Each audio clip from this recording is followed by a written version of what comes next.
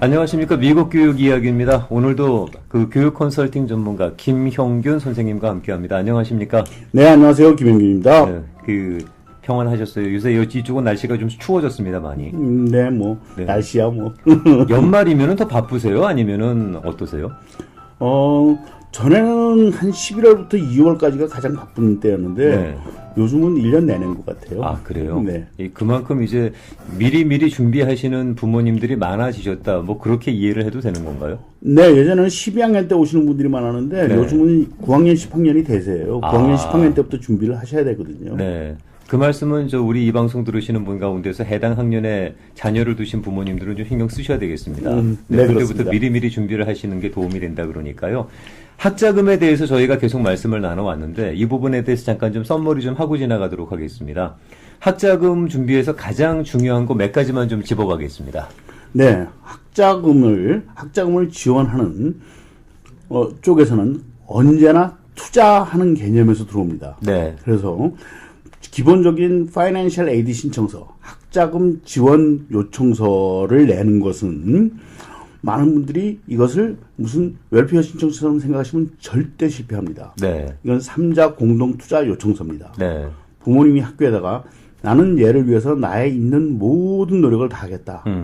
단 지금 현재 내 경제 사정이 힘들기 때문에 너도 같이 우리 애한테 투자해서 잘 됐을 때 같이 한번 나눠 먹어보자라는 동업 사업 계획서를 낸다고 생각하시면 됩니다. 그 수익을 함께 나누자 뭐 이런 거겠죠. 그러니까. 네, 기본적으로 네. 동업 사업 계획서입니다. 그래서 네. 누가 어떤 사람이 저에게 동업을 하자고 사업 계획서를 들고 왔어요. 네. 근데 읽어보다가 앞뒤가 안 맞으면 저 투자할 마음이 사라집니다. 그렇죠. 근데 보니까 이거는 확실한 거짓말이야. 절대 투자 안 합니다. 그러니까 학교 입장에서도 아무래도 이제 몇만 불이 들어가는 투자니까. 네. 네. 그래서 학교에서 어떻게 하면은 과연 우리가 같이 투자할 만한, 같이 투자하고 싶은 그러한 투자 요청서를 낼 것이냐가 파이낸셜 에이드의 기본 골격이라고 생각을 하시는 것이 가장 중요합니다. 네. 일단 접근을 그런 마인드로 시작을 하시는 것이 가장 작성을 할 때 아무래도 원하는 결과를 얻어내시기가 유리하시다는 그런 말씀이겠고요. 네. 그리고요. 그리고 제가 가장 난감해하는 부분이 애가 알아서 했어요라고 말씀하시는 경우가 제가 가장 난감합니다. 네. 실제로 그런 분들 많으세요? 네. 그냥 아이한테 맡겨버리는 네. 게. 그러니까 한 가지 꼭 명심하셔야 될 것은 절대 학생을 시키면 안 되는 문제입니다. 지금 이 문제만큼은 학자금 문제만큼은. 네, 학자금은 원래 부모님의 책임입니다. 그렇죠. 그런데 그거를 학생한테 시킵니다. 야, 이게 전부 영어잖아. 네가 해. 학생 보고 하라 그러는데 학생이 원래 자기 일이 아닌 걸 합니다. 근데 학생이 그거를 하려고 하면은 네. 학생이 성적이 올 AP에 올 A 5.0 학생이라도 학교에서 배우지 않은 단어들이 수없이 튀어나옵니다. 그렇죠. 그리고 하다못해 어저스트 그로스 인컴 그러면은 그건 아이들이 알 수 있는 단어가 아니잖아요. 네. 그리고 거기다가 아버님이 하시는 비즈니스에 대한 대차대조표와 밸런스시트, 대차대조표와 손익계산서, 인컴 스테이트먼트까지 다 정리를 해야 됩니다. 네, P&L하고 인컴 스테이트먼트까지. 네. 그거를 학생 보고 하라고 그럽니다. 네. 공부 잘해도 못하는 거지, 그거는. 그건 할 수 있으면 안 되죠. 그렇죠. 네. 네? 완전히 남의 얘기입니다. 네. 학생이 P&L을 갖다가 한눈에 깰 정도면은 거기 회사라는 게 회사 규모라고 볼 수가 없는 거지. 네. 네. 그래서 그거를 학생이 하면은 어떻게 되느냐? 앞뒤가 다 안 맞습니다. 그렇겠죠. 네. 그러면 파이낸셜 에이드가 덜 나옵니다. 그러면은 마지막에 돈은 누가 내야 되느냐? 부모님이 감당해야죠. 부모님이 내시는 수밖에 네. 없습니다. 그렇기 때문에 내가 할 일을 학생에게 시키고 그리고 학생이 도저히 할 수 없는 일을 하고 그리고 거기서 문제가 생기면 돈은 손해는 내가 봐야 되고 네. 애한테 그거 못했다고 아무리 욕해봤자 뭐합니까? 돈은 내가 내야 됩니다. 그렇죠. 그리고 아니면 애가 학교를 포기하는 수밖에 없습니다. 그게 아니면 론을 갖다가 여기저기서 많이 땡겨야 된다는 얘기인데 그것도 쉽지 않을 테고. 학생이 무슨 크레딧이 있습니까? 그러니까요. 학생한테 론 안 나옵니다. 학생한테 론 나오는 거 딱 정해져 있습니다. 그래서 뭐 애가 론 받아서 가면 되지 뭐. 네. 말도 안 되는 소리 하지도 말라 그러세요. 그게 그렇게 론 받는 게 학생 론, 스튜던트 론 받는 게 쉽지가 않은 구조인가요? 스튜던트 론 학교에서 페더럴 간번트에서 나오는 론 네. 1학년 때 5,500불, 2학년 때 6,500불, 3학년 4학년 때 7,500불 딱 정해져 있습니다. 그러니까 그 이상은 어떻게 받아낼 수 있는 방법이 없다는 얘기네요, 그러면은. 네, 학생이 크레딧이 없잖아요. 그렇죠. 학생을 보고 줄 수 있는 게 한정이 되어 있습니다. 그러니까 대학원을 가면은 네. 예를 들어서 MBA다, 네. 의대다, 법대다 거기를 가면은 그때는 학생을 보고 학생의 크레딧을 보고 줍니다. 그럼 왜 뭐- 거기 나오는 애는 돈을 잘 버니까. 프로페셔널이니까. 네. 네. 그때는 40만 불, 50만 불 론 받습니다. 네. 하지만 언더그레이지에서 주는 론 정해져 있습니다. 그리고 그 외에 학교에서 추가로 주는 론이 조금 있는 학교들도 있긴 있어요. 네. 하지만 그렇게 많지 않습니다. 네. 그렇게 결국 부모님이 론 받는 수밖에 없습니다. 근데 부모님도 크레딧 정말 나쁘면 부모님 론도 안 나옵니다. 그렇죠. 네, 그래서 이런 과정이 다 있기 때문에 그냥 닥치면 어떻게 되겠지 뭐 애가 알아서 하면 돼. 이 생각은 절대 하시지 말라. 이거 제가 다시 한번 강조하겠습니다. 한 가지 예를 하나 들어보겠습니다. 어느 정도 이렇게 본인의 수입에 대해서 공개가 된 서류상으로 노출이 돼 있는 사람들 경우에는 그 서류를 근거로 해서 작성을 하면 된다고 하지만 비즈니스를 하다 보면은 아무래도 이제 뭐 캐시 트랜잭션이 많은 경우가 있잖아요. 네. 그 소위 노출이 안 되는 네. 뭐 그런 분들이 아무래도 이제 비즈니스 하시는 분들 중에서 특히 한인분들 적지 않은 거로 알고 있는데 네. 그런 경우에는 그분들 상당히 좀 서류 작성하는데 좀 난감하시겠어요? 네. 근데 그럴 때는 아무래도 본인이 그냥 임의로 판단하는 것보다는 이거 전문가하고 좀 상의를 해야 되는 부분 아니겠어요? 그런 부분들은. 그래서 굉장히 고민을 많이 합니다. 네. 그리고 특히 예를 들어서 목사님들, 네. 목사님들 상담을 해가지고 하다 보면은 W2만 세금 보고를 하게 되어 있습니다. 그렇죠. 하지만 예를 들어서 하우징 얼라운스는 세금 보고 대상이 아닙니다. 하지만 저는 하우징 얼라운스를 꼭 집어넣습니다. 집어넣으시는 이유는? 하우징 얼라운스를 안 넣으면 가계부가 안 써지는 W2입니다. 네. 그렇기 때문에 그러한 것들이 그러니까 그것도 학교 리스트에 따라서 조금씩 달라집니다. 네. 어떤 학교 리스트냐에 따라 가지고 이것은 넣어야 될 것, 안 넣어야 될 것. 네. 그리고 각 학교들에서 그러니까 요러 할 때 만약에 학생이 어플라이는 학교가 여기에 리밋이 되어 있다라면 이런 부분은 좀 누락시켜도 충분한 곳.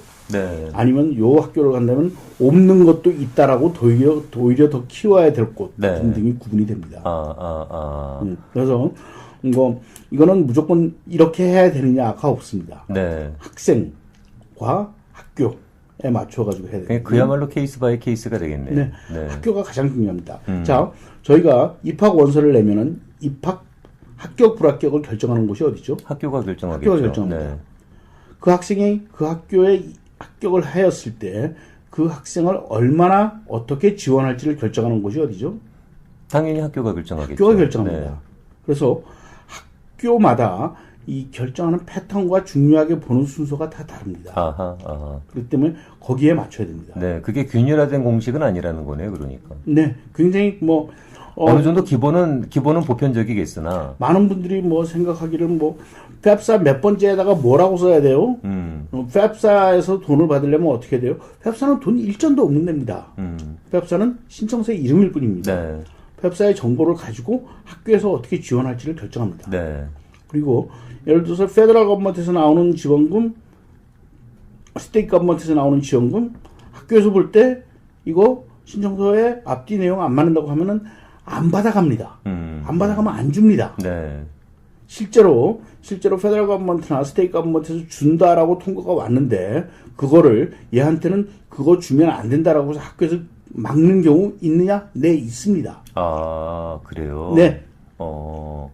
학교의 판단이 그렇게까지 여러 군데 영향을 미치는 거네요. 네. 그러니까 그것을 받을 수 있는 서류적인 자격이 되었다고 해서 학교에서 꼭 그거를 끌어다가 줘야 되는 건 아닙니다. 네. 안 주면 그만입니다. 그렇죠. 네. 그렇죠. 스테이트 거버먼트 준다는데 왜 안 줘? 라고 해서 수해서 받을 수 있는 건 절대 아닙니다. 네. 학교에서 얘는 안 줘도 되겠네? 그러면 안 줍니다. 굉장히 많습니다. 그러면 학교에서 나오는 돈뿐만 아니라 페더럴이나 스테이트에서 나오는 것까지도 함께 거부당할 수 있는 여지가 있다는 말씀이네요. 네. 이거 그만큼 학교에다 내는 거 제대로 내야 되겠습니다, 이거. 네. 그래서 그러니까 예를 들면은 그러니까 그러니까 세법과 이 교육법에서 한 가지 다른 점을 한 가지만 얘기를 해볼게요. 좋아요. 그러니까 예. 굉장히 많은데 네. 예를 들어서 분들 중에서 코인 론드리 하시는 분이 있습니다. 네. 코인 론드리를 코인 라운드리라는 게 이제 동전 넣고 세탁하는 데입니다. 네, 그러니까. 아주 네. 큰 거를 하나 이렇게 사가지고 하시는 분이 있었어요. 네. 근데 소득 세금 보고를 6만 불을 했어요. 6만 불을 했는데 학교에서 회사 세금 보고서를 가지고 오라 그러더니 네. 회사 세금 보고서가 S코퍼레이션이거든요. 네. 하더니 거기에 그 디프리시에이션 네. 감가상각이죠. 감가상각이죠. 감가상각이 5만 불이 잡혀 있었어요. 그러면은 규모가 상당히 크다고 보는 거겠네요. 네, 그러니까 감가상각이 5만 불이 잡혀 있으니까 감가상각은 세법에서는 세금 보고에서는 빼주는 익스펜스이지만 네. 그건 어베일러블한 캐시플로우였습니다. 그렇죠. 다시 더합니다. 그거를 네. 네. 그래서 소득이 6만 불이 아니라 11만 불로 계산을 합니다. 그러니까 교육법에서는 디프리시에이션 가격을 갖다가 인컴으로 잡아버리는 거군요. 그거를. 네. 네. 그리고 회사의 대체도표를 볼 때 네. 론 프롬 쉐어홀더 그거는 부모님 자기 회사의 100% 오너십인데 론 프롬 쉐어홀더가 있으면 그건 개인 재산입니다. 회사의 빚으로 잡혔지만 네. 회사의 빚이라고 생각해서 비즈니스 밸류가 달라지지가 않습니다. 네. 그리고 예를 들어서 어떤 경우는 론 프롬 쉐어홀더가 네. 작년에 20만 불이었는데 올해 10만 불로 줄었어요. 네. 그러면 그 집안에는 10만 불의 캐시플로우가 있었다는 얘기예요. 다 계산합니다. 그걸 그런 식으로 분석을 하는군요, 네. 그 친구들이. 저 아주 요번에 얼마 전에 재밌는 케이스를 봤는데 론 투 쉐어홀더로 해가지고 W2를 안 가지고 C 코퍼레이션을 하면서 네. W2를 잠깐 론 투 쉐어홀더를 해가지고 돈을 계속 가지고 오신 분이 있었어요. 작년에 10만 불이었고 올해 16만 불인 거 보니까 너 6만 불을 지부에 더 가지고 왔네. 네. 인컴으로 바로 잡습니다. 아니 그런데 이게 세법으로 보게 되면은 세법에서는 세법에 따라서만 계산을 합니다. 그거는 그 회사에서 내가 개인적으로 빌린 돈이 되기 때문에 네. 그거는 인컴으로 잡지를 않잖아요. 네. 네. 교육법에서는 네가 거기에 100% 쉐어홀더고 네가 회사에서 그 돈을 가지고 왔으니 너의 가정에는 그만큼의 인컴이 있었던 걸로 봅니다. 뭐 여기서 이제 그 회사에서 빌려온 돈을 인컴으로 안 잡는다는 말씀은 그게 뭐 안 잡는다는 것보다도 결국은 회사 보고할 때 개인 보고하고 같이 보고를 해버리게 되면은 네. 그거를 갖다가 오프셋 시킬 수 있는 방법이 여러 가지가 있는데 네. 교육법에서는 그런 각도로 바라보는 게 아니라는 거죠. 네. 그러니까. 네. 그래서 보는 방법이 완전히 다릅니다. 저희 클라이언트들 중에 CPA가 매년 한 4, 50명은 있습니다. 네. 그 많은 CPA들이 저한테 맡길 때 그분들이 거기 있는 단어를 몰라서 저한테 맡기겠어요. 영어를 몰라서 맡기겠어요. 여기 CPA 여기에 계신 분들이 아주 익숙한 그런 프로페셔널 필드겠습니다만 한국에 계시는 분들을 위해서는 공인회계사라고 이해를 하시면 되겠습니다. 네. 그러니까 여기서 모든 회계 업무를 다 도와주시는 분들이 네. 저한테 맡기십니다. 왜? 세법과 다르니까요. 그렇죠. 세법적으로 해석을 하면은 뭔가 안 맞아요. 그래서 힘들어서 못하겠다고 저한테 맡깁니다. 네. 자기 회사의 프로필 로스 스테이트먼트를 학교에서 원하는 방법으로 다시 재조정해서 내야 됩니다. 도저히 세법의 원칙에 어긋나서 자기는 도대체 이해를 못하겠대요. 네, 네. 그럴 수 있을 거예요. 네. 그분들 입장에서 보게 되면. 그런데 저한테 맡기시는 그 회계사들, CPA 분들의 한 반 정도는 클라이언트들이 와가지고 자기 이제 회계사 클라이언트, 네. CPA 클라이언트가 와가지고 자기네 애들 학자금 지원 신청서 써달라 그러면 자기가 써준대요. 그거 안 써주면 CPA 업무를 다른 데 들고 가기 때문에 할 수 없이 자기가 써준답니다. 그렇지, 일종의 서비스라고 보시는 거죠. 네. 그래서 그 손님들 거는 자기가 써달라면 할 수 없이 써주지만 자기 거는 저한테 맡깁니다. 왜? 잘 모르겠으니까. 전문가는 전문가한테 맡기는 게 낫다는 걸 아시는 거죠. 네. 네. 그런데도 남의 거는 써달라면 써주지 않으면 안 되기 때문에 할 수 없이 써준다라고 말씀을 하십니다. 지금은 많은 분들이 저한테 리퍼를 하시지만은 초기에는 저한테 맡기시는 분 거의 대부분이 남의 거는 써줬습니다. 그 정도로 CPA 되시는 분들께서도 그런 포뮬라를 이해하시는 게 쉽지가 않은데, 그러면은 학교에서 그런 어떤 세금 보고 처리라든가 소위 어플리케이션 폼 받아보는 사람들은 그 사람들은 뭐 하는 사람들? 그 사람들도 거의 CPA급의 어떤 그런 세금적인 난리지가 있다는 얘기인가요? 예, 그 정도 난리는 있습니다. 그러니까 그러니까 우리가 제출한 파이낸셜 에이드 신청서를 그것을 검토하는 파이낸셜 에이드 오피서들의 데모그래픽을 좀 이해를 하셔야 됩니다. 그러니까 소위 이제 보험회사로 얘기하면 언더라이터급 정도가 되겠네요. 네. 그분들이 어떤 분들이냐, highly overqualified 된 사람들입니다. 석사, 박사급으로서. 공부 많이 한 사람들. 네. 그리고 굉장히 totally underpaid의 잡을 하고 있습니다. 네. 그런데 학생들을 도와줘야겠다는 철저한 사명감으로 뭉친 사람들이 주로 일을 하는 사람들이 거의 대부분입니다. 아주 똑똑하고 공부도 많이 했고 열심히 일하시는 분들이 네. 애들을 돕기 위해서 참 그렇게 자기 학력과 능력에 비해서 작은 급여를 받으면서도 일이 밀릴 때는 거의 밤새 가면서 일을 해가지고 학생을 제대로 도와주기 위해서 노력하시는 분들입니다. 네. 그분들이 생각할 때 정말 이거를 야근 수를 써가지고 돈을 좀 덜 내고 어떻게 해보겠다라는 그런 수를 봤을 때 정말 꼭지가 돕니다. 그분들 입장에서는. 네.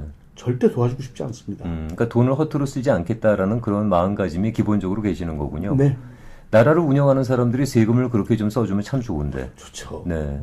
그래서 그렇게 돈을 잘 관리하는 학교들이 돈 많은 학교, 우리가 알고 있는 좋은 학교들입니다. 명문대라는 얘기죠. 네. 좋은 학교는 돈을 참 잘 씁니다. 네. 그리고 절대 험한 돈 안 씁니다. 네. 그래서 그렇게 좋은 학교가 될 수 있었던 학교들입니다. 뭐 그런 자신들의 자금을 갖다가 엄한 학생한테 주게 되면은 정작 퀄리파이가 되는 자격이 있는 다른 학생을 도와주지 못한다라는 어떤 그런 기본적인 가치관을 갖고 계시는 거네요. 네. 지금 말씀드린 그런 학교들이 기본적으로 학생 한 명한테 드는 예산이 학생이 내는 등록금의 2배 이상을 쓰는 학교들입니다. 학생이 내는 등록금의 2배를 매년 학생을 위한 예산으로서 네. 돈을 쓰는 학교들입니다. 네. 그리고도 동창생들의 도네이션을 받아서 학교에 돈을 쌓아놓고 있는 학교들입니다. 네. 그냥 금액으로 말고 네. 의미적으로 얼마나 많은지 제가 말씀드렸었죠. 그 학교에 돈이 얼마나 많으냐. 네. 돈이 많다 그러는 학교. 미국에서 지금 현재 한 50개, 60개 정도 되는 학교들은 입학생 전원을 등록금 한 푼도 받지 않고 기숙사에서 공짜로 재우고 삼시세끼 공짜로 먹여서 애들한테 책값과 모든 용돈까지 져주면서 전교생을 졸업시켜도 네. 내가 가지고 있는 돈에 원금에 손 안 대고 이자만으로 가능할 정도의 돈을 모아놓은 학교들입니다. 이야, 그럼 그렇게 하지. 네, 안 합니다. 네. 안 써도 되는 돈은 안 썼기 때문에 그렇게 모은 겁니다. 그렇겠지. 네. 그 사람들이 써야 될 돈이라고 생각하는 거는 정말로 잘 쓸 수 있습니다. 그렇기 때문에 학교가 점점 더 좋아지는 겁니다. 근데 또 그만한 투자 가치가 있는 학생한테 투자를 했기 때문에 또 나중에 그만한 페이백이 오는 거 아니겠습니까? 네. 돈 모자란 학생한테 돈 투자하면은 그 학생이 고마워하고 나중에 성공한 다음에 가장 많은 도네이션을 하더라. 네. 돈 다 내고 댕기는 애들보다 얘들한테 제대로 투자하는 것이 정말 우리 학교에 돈이 남는 짓이다. 네. 라는 확실한 투자의 개념을 가지고 투자를 하고 있습니다. 뭐 결국 사람에 대한 투자가 되겠네. 네. 아주 집안에 돈이 여유가 있는 학생이 네. 학교에 가가지고 이렇게 얘기를 하는 경우가 있습니다. 우리 아버지는 저를 대학부터는 네가 알아서 다니래요. 저는 돈이 없습니다. 저를 좀 도와주세요. 그럼 학교에서 굉장히 간단하게 얘기합니다. 뭐라고 얘기해요? 너를 낳아준 부모도 너한테 투자해서 건질 게 없다고 생각하는데 내가 왜 너한테 투자하겠느냐. 학교 다니지 마. 그럽니다. 굉장히 간단합니다. 애는 이제 자기한테 어떤 뭐 독립심이나 자립심을 요구했다라고 학교한테 얘기한 건데 학교가 받아들이는 입장은 그게 아닌 거군요. 네. 실제로 그런 경우에 학교에서 돈 한 푼도 안 줍니다. 그게 결국 이제 저쪽에서 함께 도와줄 수 있는 사람이 자기 임무를 방기하는데 우리가 그래야 될 이유가 뭐가 있느냐라는 거네요. 네. 그래서 학생이 론 해달라 그러면 아빠 코사인 받아와 그럽니다. 그리고 우리 아빠가 코사인 안 해준대요. 그러니까 니네 아빠도 널 못 믿을 때 내가 널 어떻게 믿고 돈을 꿔주냐. 안 꿔줍니다. 그렇죠. 말이 되네. 네. 이 부모님들께서 네가 알아서 해라라고 그냥 내팽겨 치실 일이 아니네요. 지금 그렇게 보면 어느 정도는 본인이 하셔야 되는 역할은 감당을 하셔야 되는 거 아니겠어요? 네, 그렇습니다. 네. 그래서 제가 이제 저희 부모님들하고 하는 얘기했습니다. 어떤 입장에 취하신 분이건 학생의 대학 학비를 낸다는 건 쇠가 빠지게 벌어서 죽을 똥살똥 내는 수밖에 없습니다. 네. 저도 애 둘이 대학 보내고 대학원 보내고 시집 보냈지만 걔네 둘 다 대학 보낼 때 죽을 똥살똥 벌어서 쇠가 빠지게 벌어서 죽을 똥살똥 냈습니다. 그 네. 방법밖에 없습니다. 네. 그 정도 각오도 없이 학생을 대학 공부를 시킬 생각을 하시면 절대 안 됩니다. 자, 이게 문제는 이제 그겁니다. 죽을 똥 살똥 하더라도 방법을 알아야 죽을 똥 살똥 하는 건데 그 방법조차 모르면은 아무리 죽을 힘을 다해도 그게 답이 안 나온다는 얘기죠. 네. 그래서 그런 어떤 방법을 찾을 수 있는 것이 바로 이제 학자금 관련 뭐 전문가하고 상의를 해보는 거 아니겠습니까? 네, 그래서 한 9학년, 10학년 때는 미리 계획을 좀 세워야 됩니다. 제가 저희 계약하시는 클라이언트들한테 제가 항상 하는 얘기지만은 제가 이렇게 말씀드립니다. 제가 못 받을 돈을 받게 해드리는 재주는 전혀 없습니다. 네. 못 받을 돈을 받게 하는 건 사기꾼입니다. 저는 사기는 못 쳐줍니다. 네. 하지만 legally, safely, possible한 맥시멈을 미리 예측해서 그 예측한 만큼을 편안하게 받게 해드리는 정도의 재주는 제가 가지고 있습니다. 네. 라고 말씀드립니다. 그런데 많은 분들이 계약하실 때는 그 맥시멈이라는 단어에 끌려서 계약을 하십니다. 네. 그런데 일이 다 진행되고 나서 그분들이 나중에 거의 100%의 저희 클라이언트들이 미리 예측해서가 가장 가치가 높았다라고 얘기를 합니다. 네. 미리 계획하고 미리 진단해 보시는 것이 가장 중요합니다. 자, 그 부분에 대해서 혹시라도 궁금하신 분들이 계시면 웹사이트 주소 하나 알려드리겠습니다. www.financialaidkorea.com입니다. financial, financial, aid, aid, korea.com이 되겠는데요.